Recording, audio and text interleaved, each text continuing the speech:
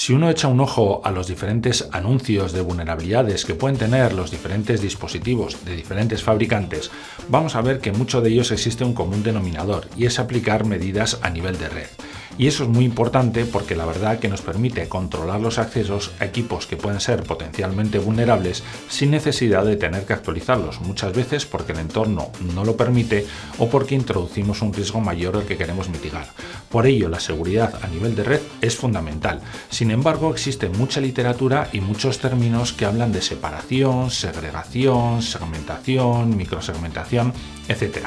Pues bien, en el día de hoy vamos a aclarar en qué consiste la separación. Así que quédate conmigo porque comenzamos.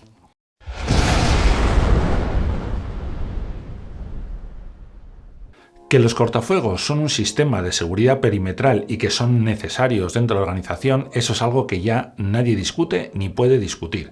Y que además debemos de optar por firewalls de próxima generación, es decir, que no solamente nos van a filtrar por dirección IP de origen, destino y puerto, sino que además nos van a permitir establecer una serie de funcionalidades adicionales que nos van a permitir, por ejemplo, identificar los protocolos, pero también mirar dentro de esa comunicación y ver lo que se está enviando, por ejemplo, si es una lectura, una escritura o una llamada de un PLC a stop. Aparte también es muy importante desplegar un sistema de detección o de prevención de intrusiones según sea el caso. Como vemos, los cortafuegos juegan un papel fundamental. Ahora bien, ¿cómo los tenemos que desplegar dentro de nuestra organización? Pues bien, el primer paso a la hora de desplegarlos es aplicar el concepto de separación. ¿Qué queremos decir con esto? Pues bien, que tenemos que separar los entornos IT de los entornos de OT. Es decir, separar el entorno de oficinas donde pueden estar las personas de recursos humanos, gerencia, contabilidad, administración, etcétera, de lo que es el entorno de planta, donde allí vamos a encontrar lo que es todo el conjunto de instalaciones, células de automatización, maquinaria, líneas de ensamblaje, entre otra mucha maquinaria que podemos encontrar dependiendo del sector de la compañía. Obviamente los entornos industriales son muy heterogéneos y por lo tanto no podemos afirmar que siempre nos vamos a encontrar los mismos tipos de elementos. En cualquier caso, ¿qué es lo que tenemos que tener en cuenta? Que si tenemos el entorno IT y el entorno de OT, entre medias debemos de tener un cortafuegos que filtre las comunicaciones hacia o desde estos entornos. Pues bien, ¿y qué comunicaciones deberían de permitirse? Pues indudablemente las que va a establecer una persona de recursos humanos, pues obviamente no. Primero, que no tiene por qué tener acceso y tampoco va a tener interés en conectarse a una máquina. Pero si es necesario, por ejemplo, regular que desde el puesto de trabajo de las personas de mantenimiento que necesiten ponerse en contacto, necesiten comunicarse con los diferentes elementos de planta, ahí sí se permita solamente las comunicaciones que son estrictamente necesarias. Aparte de esto, dentro de ese despliegue de separación de los entornos, puede ser muy interesante definir lo que conocemos como una DMZ industrial. ¿Eso qué quiere decir? Pues bien, es un segmento de red donde allí vamos a ubicar los diferentes servidores o sistemas que de alguna manera prestan servicio al entorno de planta. ¿Cuáles pueden ser esos servidores? Pues por ejemplo, un sistema de ficheros donde podemos almacenar documentación técnica que necesite personal de mantenimiento en un momento dado. También el sistema MES puede estar ahí porque está más estrechamente relacionado con los entornos de planta y con la parte de producción. También podemos situar, por ejemplo, un servidor para actualizar las firmas de los antivirus o de otra solución de ciberseguridad. Obviamente los antivirus son una solución que lleva tiempo en el mercado y que ha evolucionado, pero que necesariamente se tiene que actualizar de manera periódica. Pues bien, para esos equipos que están en la zona de planta podemos situar un servidor desde donde se puedan descargar todo ese conjunto de firmas. También, si ya el grado de madurez pues bueno, es un poco mayor, si tenemos un controlador de dominio para los PCs de planta, también podríamos situarlos ahí. Y luego, como decimos, esa zona intermedia puede servir para que si en algún momento una persona debe de acceder al equipo de planta, no lo haga de manera directa.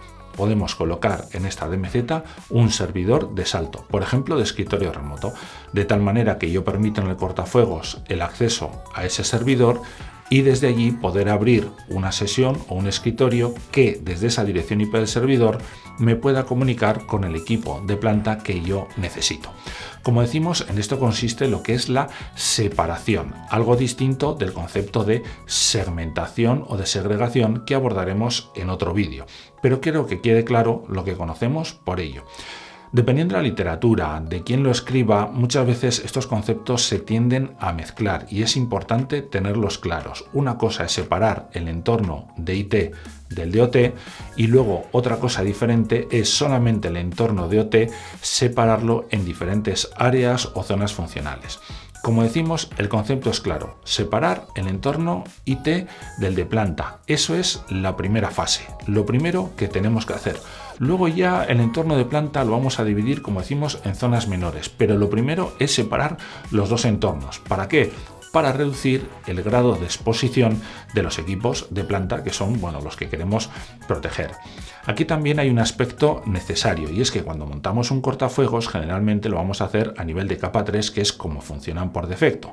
Y por lo tanto, si partimos de una red plana donde todo se ve con todo, los equipos de planta y la red de usuarios y de servidores, pues obviamente en algún momento vamos a tener que hacer un cambio de direcciones IPs. Generalmente lo tendremos que hacer en el entorno IT. ¿Por qué? Porque puede ser más sencillo dentro de la complejidad que pueda llegar a tener. Todo depende del entorno. ¿Y por qué digo que puede ser sencillo? Porque muchas veces los equipos de los usuarios utilizan DHCP para la asignación de direcciones IPs. Por lo tanto, en lugar de andar cambiando todas las direcciones IPs que puedan tener PLCs, pantallas, ordenadores de planta, impresoras, etcétera, etcétera, pues bien, quizás a través de DHCP lo que podemos hacer es situar en una nueva VLAN todos los equipos de los usuarios, por DHCP asignarles direcciones IP de ese nuevo rango que va a ser diferente del que va a tener el entorno de planta, porque como norma general va a ser más complicado cambiar las direcciones IP de los equipos de planta que del entorno de oficinas. A ver, que no digo que sea fácil, indudablemente que no, cada entorno es único y puede ser más o menos complejo.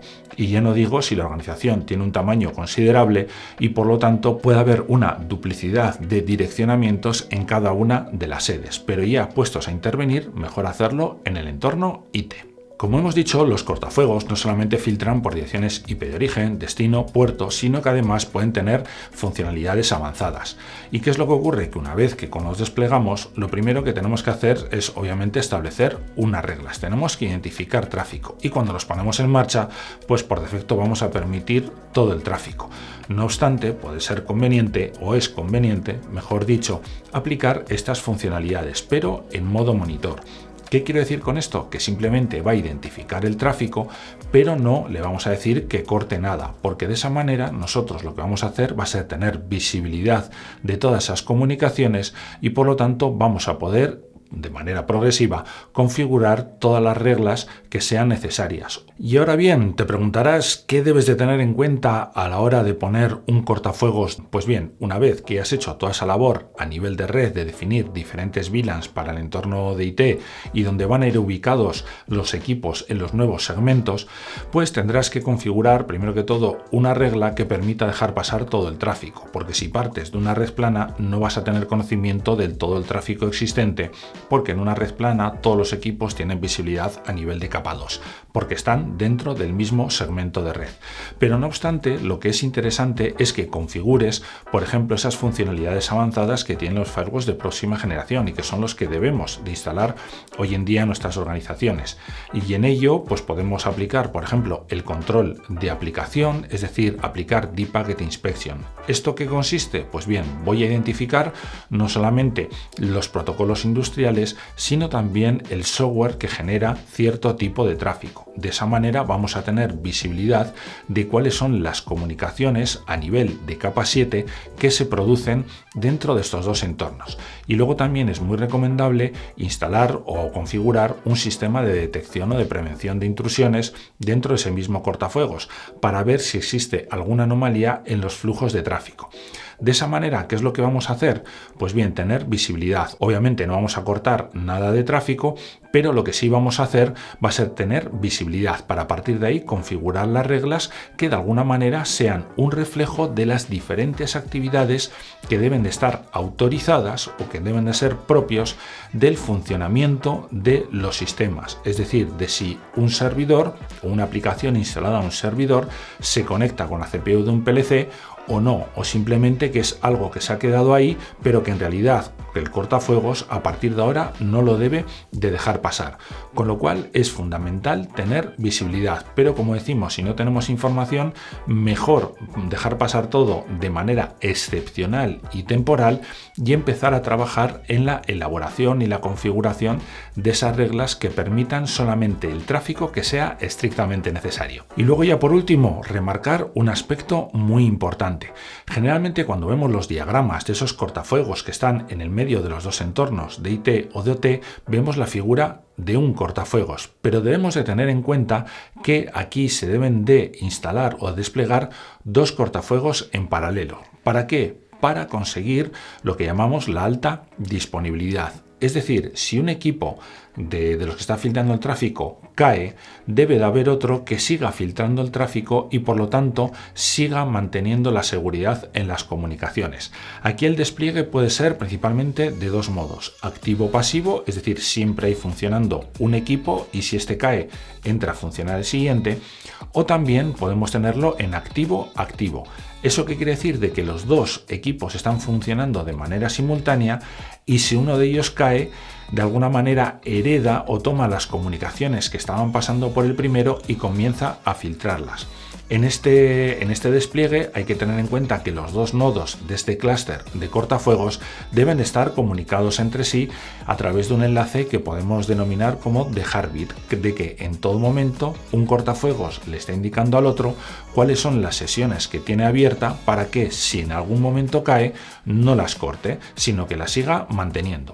Con lo cual esto es un aspecto a tener en cuenta desde el punto de vista económico, porque obviamente tenemos que multiplicar el número de equipos. No tenemos que comprar uno solo, sino que tenemos que comprar dos, lo cual aumenta el gasto, pero ojo, también las renovaciones de licencias para recibir las actualizaciones de esa base de datos de firmas, tanto del sistema de detección de intrusiones, también de lo que es la funcionalidad de inspección profunda de paquetes y otras que podamos tener desplegadas. Así que, dicho esto, espero que haya quedado claro en el día de hoy el concepto de separación y por lo tanto a partir de ahora cuando leas algún boletín, alguna información, algún anuncio de vulnerabilidades de algún fabricante y puedas ver que apliques medidas de seguridad a nivel de red, esto es lo primero que debes de tener en cuenta. Así que nos vemos en el siguiente vídeo. Hasta pronto.